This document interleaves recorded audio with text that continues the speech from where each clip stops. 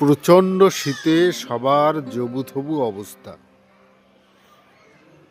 দুপুর পার হয়ে এখন 1টা বাজতে চলছে, কিন্তু রোদের দেখা নেই। প্রকৃতি তার নির্মমতা প্রকাশ করছে এই প্রচণ্ড শীতের মাধ্যমে। প্রচুর পরিমাণে বাতাস, চারিদিকে কুয়াশা পড়ছে, পশু পাখিদের খুব খারাপ অবস্থা। এই শীতে বৃদ্ধ ও বয়স্ক মানুষরা অত্যন্ত কষ্টের মধ্যে থাকে। তাদেরকে সুস্থ রাখতে হলে, সুস্থ থাকতে হলে কিছু নিয়ম কানুন মেনে চলতে হবে, কিছু নিয়ম কানুন অনুযায়ী তাদেরকে চলতে হবে। যেমন শীতের মধ্যে অবশ্যই বৃদ্ধ বয়স্ক মানুষদেরকে ঠান্ডা লাগা যাবে না, শীতের কাপড় পরিধান করতে হবে, মাথা ঢেকে রাখতে হবে, ভিটামিন সি সমৃদ্ধ খাবার বেশি খেতে হবে, শাকসবজি খেতে হবে প্রচুর পরিমাণে। যে সমস্ত খাবারগুলো হজম হয় খুব সহজেই, সেই সমস্ত খাবারগুলো খেতে হবে। অকারণে অপ্রয়োজনে বৃদ্ধ মানুষকে, শিশুদেরকে বাহিরে যেতে দেয়া যাবে না। যতটা সম্ভব ঘরে থাকতে হবে, উষ্ণ আবহাওয়ায় থাকতে হবে। ঠান্ডা যাতে না লাগে এই জন্য আমরা ঠান্ডা পানিটা পরিহার করব। আমরা যে পানি ব্যবহার করব সেই পানিটা যেন কুসুম গরম পানি হয়।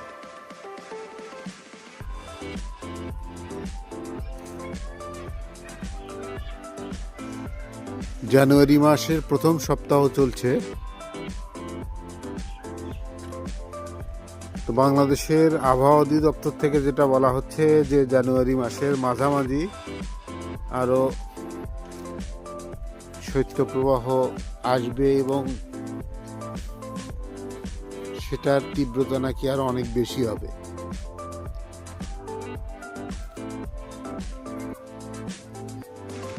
আমরা যারা কর্মজীবী, যারা চাকুরি করি, তাদের কাউকে বাইক নিয়ে, কাউকে পায়ে হেঁটে অফিস আদালতে বিভিন্ন জায়গায় যেতে হয়। তো সেই ক্ষেত্রে আমাদেরকে খেয়াল রাখতে হবে আমাদের বুকে যেন বাতাস না লাগে। আমরা শীতের কাপড় বেশি করে পরিধান করব। যারা বাইক চালায় তারা উইন্ড কাটারটা ব্যবহার করব।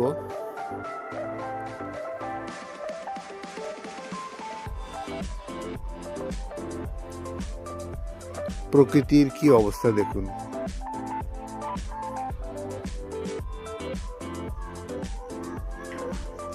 ছোট্টবেলার কথা মনে পড়ে। ছোট্টবেলা যখন এরকম শীত পড়তো পৌষ মাসের,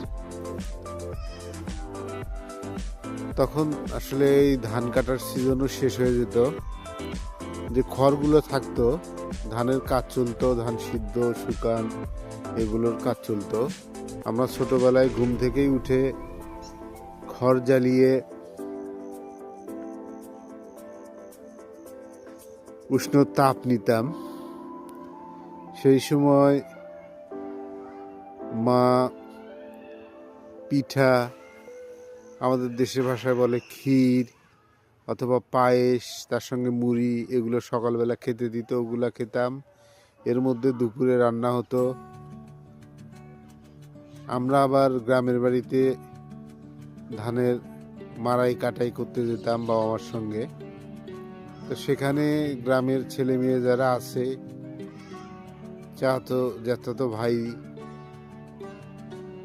বা ভাগিনা যারা ছিল, তারা সবাই একত্র হতাম।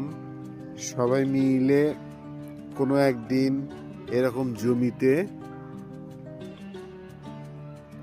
বিশেষ করে বিকালের দিকে অথবা সন্ধ্যার পরে, সবাই মিলে ডিম আর নতুন আলু, এই সময় কিন্তু নতুন আলু ওঠে, আমরা নতুন আলু দিয়ে পিকনিক খেতাম। তো এখন সব জায়গায় যাই, দেখি, কিন্তু ওই দৃশ্যগুলো আর চোখে পড়ে না। তো অনেকেই বলে যে আসলে তাপমাত্রা বাংলাদেশ থেকে আস্তে আস্তে আস্তে আস্তে শীত কমে যাচ্ছে, এক সময় শীতই থাকবে না। কিন্তু আমাদের দেশের আবহাওয়া তো তা বলে না। শীতের সময় তো প্রচণ্ড পরিমাণে শীত পড়ে। ডিসেম্বর মাস শেষ, অনেকেই বলতেছিল যে শীত আসলে এখনো পড়তেছে না। তো জানুয়ারিতে দেখেন শীতের কত তীব্রতা।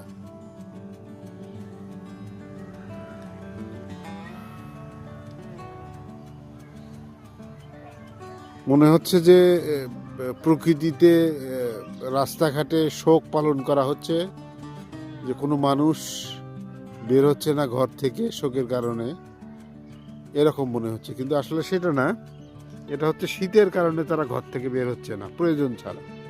তা আমাদেরকে সুস্থ থাকতে হলেও এই কাজটা করতে হবে। এই সময় আমাদের বাঙালিরা আমরা করি কি, ধানের পরবর্তীতে, এখন তো ধানের মারা কাটা শেষ, পরবর্তীতে ধান রোপণের জন্য এরকম আমরা যে সমস্ত নিচু জমি থাকে, এরকম পুকুরের পাশে, এরকম ব্রিজের পাশে, কারণ এগুলোতে পানি থাকে, পানি থাকে এরকম নিচু জমিতে, নিচু জমিগুলো ভেজা জমি, এই জমিগুলোতে আমরা কি করি, বেসনের মাচা তৈরি করি। এখানে আমরা ধানের বীজ রোপণ করি। সেই বীজগুলো আস্তে আস্তে যখন বড় হয়, এর মধ্যে নতুন ধান গাড়ার জন্য আমরা প্রস্তুতি নেই এবং এই বেসনের চারাগুলো তুলে আমরা জমিতে রোপণ করি। এটা তো গেল আমনের সিজন, তারপরে আসবে ইরির সিজন। ইরি ধানের জন্য আমরা প্রস্তুত নিচ্ছি। এই যে বেসনের কাঁচাগুলো, আমাদের দেশীয় ভাষায় বলি কাঁচা। এক একটা যে প্লট, এই প্লটগুলোকে আমরা কাঁচা বলি গ্রাম্য ভাষায়, লোকাল ভাষায়। তো এই শীতে সবাই সুস্থ থাকবেন, ভালো থাকবেন। শিশু যারা আছে তাদের প্রতি যত্ন নেবেন, বয়স্ক বাবা মা, দাদা দাদি আরও যারা আছে তাদের প্রতিও যত্ন নেবেন। তারা সবাই ভালো থাক, সুস্থ থাক, এই দোয়া রেখে বিদায় নিচ্ছি। দেখা হবে অন্য কোথাও, অন্য কোনো এক সময়। আসসালামু আলাইকুম।